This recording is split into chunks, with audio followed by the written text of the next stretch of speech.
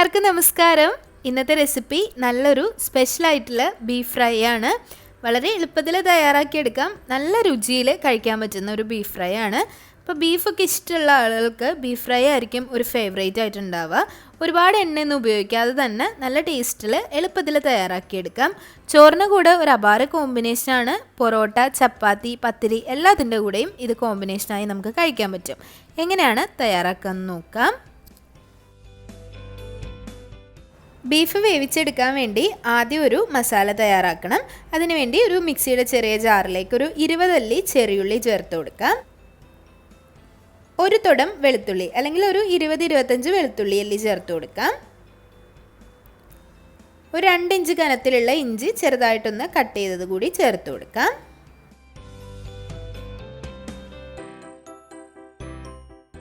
ഇനി അതിലേക്ക് ഒരു തണ്ട് കറിവേപ്പില ചേർത്ത് കൊടുക്കാം. 1.5 ടേബിൾ സ്പൂൺ പെരിഞ്ജീരകം ചേർത്ത് കൊടുക്കുക.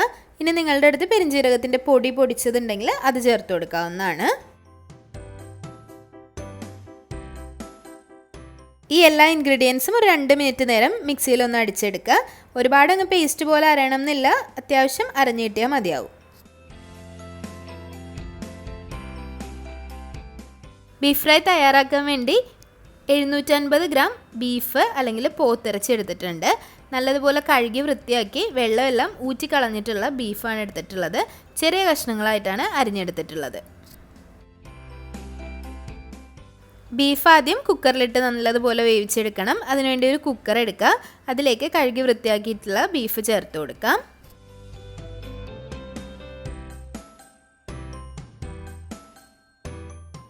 ഇതിലേക്ക് നേരത്തെ അരച്ചു വെച്ചിട്ടുള്ള പേസ്റ്റ് ചേർത്ത് കൊടുക്കാം. 1 ടേബിൾ സ്പൂൺ മല്ലിപ്പൊടി ചേർത്ത് കൊടുക്കാം. 1/2 ടേബിൾ സ്പൂൺ ഗരം മസാലപ്പൊടി ചേർത്ത് കൊടുക്കാം.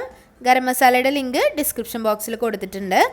1.5 ടേബിൾ സ്പൂൺ മുളക് പൊടി ചേർത്ത് കൊടുക്കാം. ഞാനിവിടെ കളറുള്ള കശ്മീരി മുളകാണ് ചേർത്തിട്ടുള്ളത്. എരിവുള്ള മുളക് പൊടിയാണെങ്കിൽ 1 ടീസ്പൂണൊക്കെ മാത്രം ചേർത്ത് കൊടുക്കുക. 1 ടേബിൾ സ്പൂൺ വെളിച്ചെണ്ണ കൂടി ഇതിലേക്ക് ഒഴിച്ചു കൊടുക്കുക. അതിനുശേഷം നല്ലതുപോലെ മിക്സ് ചെയ്തിട്ട് എടുക്കാം.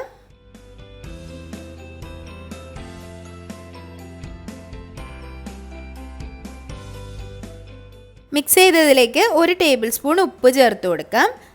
ഏകദേശം 3/4 കിലോ ബീഫ് എടുത്തപ്പോഴാണ് ഞാൻ 1 ടേബിൾ സ്പൂൺ ഉപ്പ് ചേർത്തത്. നിങ്ങളുടെ ആവശ്യത്തിനനുസരിച്ച് മാത്രം ഉപ്പ് ചേർത്ത് കൊടുക്കുക. ഒട്ടും തന്നെ വെള്ളം ചേർക്കാതെയാണ് ബീഫ് വേവിച്ചെടുക്കേണ്ടത്. ആദ്യത്തെ 2 വിസിൽ ഹൈ ഫ്ലെയിമിൽ വെച്ച് അടുപ്പിച്ചതിന് ശേഷം ചെറിയ തീയിലേക്ക് മാറ്റുക. ഏറ്റവും ചെറിയ തീയിലിട്ട് ഒരു 4 മുതൽ 6 വിസിലിൽ മിക്കവാറും ഉള്ള ബീഫെല്ലാം വെന്ത് കിട്ടാറുണ്ട്. പിന്നെ നിങ്ങൾ എടുക്കുന്ന ബീഫിൻ്റെ ആ ഒരു വേവിനനുസരിച്ച് ചിലപ്പോൾ 1-2 വ്യത്യാസം വന്നേക്കാം. എന്നാലും ബീഫ് എപ്പോഴും വേവിക്കേണ്ടത് ചെറിയ തീയിലിട്ടാണ്. അപ്പോഴാണ് നല്ല സോഫ്റ്റായിട്ട് വെന്ത് കിട്ടുന്നത്. ബീഫ് ഫ്രൈ തയ്യാറാക്കാൻ വേണ്ടി നല്ല ചുവട് കട്ടിയുള്ള ഒരു പാൻ എടുക്കാം. നന്നായി ചൂടായ പാനിലേക്ക് 1 ടേബിൾ സ്പൂൺ വെളിച്ചെണ്ണ ഒഴിച്ചു കൊടുക്കുക. ഒരുപാട് വെളിച്ചെണ്ണ ഇതിലേക്ക് ആവശ്യമില്ല. ഒരു 1 മുതൽ 1.5 ടേബിൾ സ്പൂൺ വെളിച്ചെണ്ണയൊക്കെ മാത്രം ഇതിലേക്ക് ചേർത്ത് കൊടുത്താൽ മതി. വെളിച്ചെണ്ണ നന്നായി ചൂടാവുമ്പോൾ 2 ഇഞ്ച് കനത്തിലുള്ള ഇഞ്ചി ചെറിയ കഷ്ണങ്ങളായി നീളത്തിൽ അരിഞ്ഞത് ചേർത്ത് കൊടുക്കാം. ഒരു 10 അല്ലി വെളുത്തുള്ളിയും ചെറുതായൊന്ന് നീളത്തിൽ അരിഞ്ഞത് ചേർത്ത് കൊടുക്കാം. 1 മിനിറ്റ് നേരം ഇതൊന്ന് വഴറ്റി കൊടുക്കാം.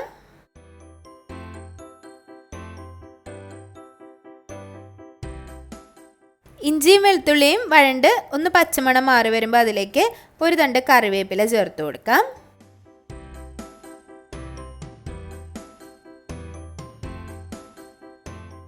ഒരു മിനിറ്റ് സോട്ട് ചെയ്തതിന് ശേഷം അതിലേക്ക് ഒരു 2 സവാള ചെറുതായി കനം കുറച്ചരിഞ്ഞത് കൂടി ചേർത്ത് കൊടുക്കാം. ഒരു മീഡിയം സൈസിലുള്ള 2 സവാളയാണ് എടുത്തത്. കനം കുറച്ചരിയാൻ തന്നെ ശ്രദ്ധിക്കുക. സവാള ഒന്ന് പെട്ടെന്ന് വഴണ്ട് വരാൻ വേണ്ടി അതിലേക്കൊരു 1/2 ടീസ്പൂൺ ഉപ്പ് ചേർത്ത് കൊടുക്കാവുന്നതാണ്. ഞാനിപ്പോൾ ആവശ്യത്തിന് ഉപ്പ് ചേർത്തുകൊണ്ട് ഇത് ചേർക്കണില്ല. കുറച്ച് ടൈം എടുത്താലും നല്ലതുപോലെ വഴണ്ട് ചെറിയൊരു ലൈറ്റ് ഗോൾഡൻ ബ്രൗൺ കളറായി വരുമ്പോൾ വേവിച്ച് വെച്ചിട്ടുള്ള ബീഫ് അതിലേക്ക് ചേർത്ത് കൊടുക്കണം. ഈ ഒരു സമയത്ത് 4 മുതൽ 6 വരെ വറ്റൽമുളക് ചതച്ചത് ചേർത്ത് കൊടുക്കുക. അല്ലാന്നുണ്ടെങ്കിൽ 1.5 ടേബിൾ സ്പൂൺ അളവിൽ വറ്റൽമുളക് ചതച്ചത് ക്രഷ്ഡ് ചില്ലി ചേർത്ത് കൊടുക്കാവുന്നതാണ്. ഞാനിവിടെ എടുത്തിട്ടുള്ളത് ഇതും കാശ്മീരി വറ്റൽമുളകാണ്. എരിവ് കുറഞ്ഞ കളറ് കൂടിയിട്ടുള്ളതാണ്. എരിവുള്ള മുളക് എടുക്കുന്നവരാണെങ്കിൽ 1 ടീസ്പൂണൊക്കെ മാത്രം ചതച്ച അളവിൽ ചേർത്ത് കൊടുത്താൽ മതിയാവും. ഇതും 1 മിനിറ്റ് ഒന്ന് വഴറ്റി നല്ലതുപോലെ ആ ഒരു പച്ച സ്മെല്ലൊക്കെ മാറുമ്പോൾ വേവിച്ച് വെച്ചിട്ടുള്ള ബീഫ് ചേർത്ത് കൊടുക്കുക.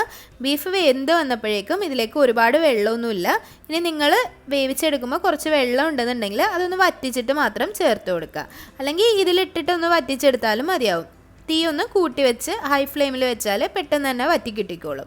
ഒരുപാട് വെള്ളമൊന്നും ഇതിലുണ്ടാവില്ല, വളരെ കുറച്ച് മാത്രമായിരിക്കും വെള്ളം അതിലേക്ക് ഇറങ്ങിയിട്ടുണ്ടാവുക. ഞാനിവിടെ വേവിച്ചെടുത്ത സമയത്ത് ഒരുപാട് വെള്ളമൊന്നുമില്ല, ഇതുപോലെ തന്നെയാണ് കിട്ടിയിട്ടുള്ളത്. ഒരു മീഡിയം ടു ഹൈ ഫ്ലെയിമിൽ വെച്ചിട്ട് നല്ലതുപോലെ ഒന്ന് ഫ്രൈ ആക്കി എടുക്കുക.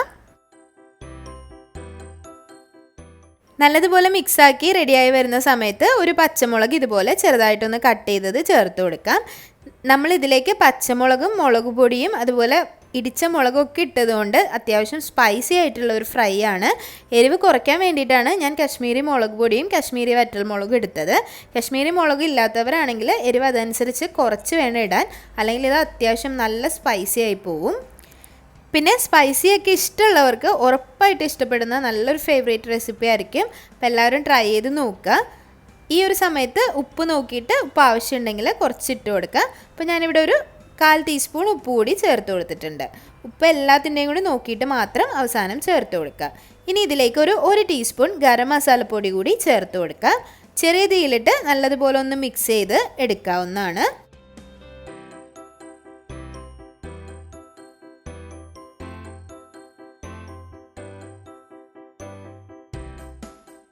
ഇത്രയേ ഉള്ളൂ, വളരെ ഈസി ആയിട്ട് തയ്യാറാക്കിയെടുക്കാം. ഗരം മസാലപ്പൊടി ഇട്ടിട്ട് ഒരു 1-2 മിനിറ്റ് ഒന്ന് സോട്ട് ചെയ്തിട്ട് നമുക്ക് സെർവ് ചെയ്യാം. വളരെ ഈസി ആയിട്ട് തയ്യാറാക്കിയെടുക്കാം. നല്ല ടേസ്റ്റിയാണ്. ചോറിൻ്റെ കൂടെയും പൊറോട്ടയുടെ കൂടെയൊക്കെ അടിപൊളി കോമ്പിനേഷനാണ്. അപ്പോൾ എല്ലാവരും ട്രൈ ചെയ്ത് നോക്കുക. ട്രൈ ചെയ്ത് നോക്കിയിട്ട് അഭിപ്രായങ്ങളൊക്കെ കമൻറ്റ് ബോക്സിൽ അറിയിക്കുക. ഈ ഒരു വീഡിയോ ഇഷ്ടമായിട്ടുണ്ടെങ്കിൽ ലൈക്ക് ചെയ്യുക, ഷെയർ ചെയ്യുക, സബ്സ്ക്രൈബ് ചെയ്യുക. നിങ്ങളുടെ ഫ്രണ്ട്സിനും ഫാമിലിക്കും ഒക്കെ ഒന്ന് ഇത് ഷെയർ ചെയ്ത് കൊടുക്കുക. അതുപോലെ നമ്മളുടെ ഈ ഒരു റെസിപ്പിയുടെയും ബാക്കിയുള്ള റെസിപ്പീസിൻ്റെ ഒക്കെ written recipe detailed recipes shehnaazrecipes.com എന്ന് പറഞ്ഞിട്ടുള്ള സൈറ്റിലുണ്ട്. അതൊന്ന് ചെക്ക് ചെയ്ത് നോക്കുക. ഇനിയും നല്ല നല്ല റെസിപ്പികളായിട്ട് വരുന്നതായിരിക്കും. അതുവരേക്കും താങ്ക് യു.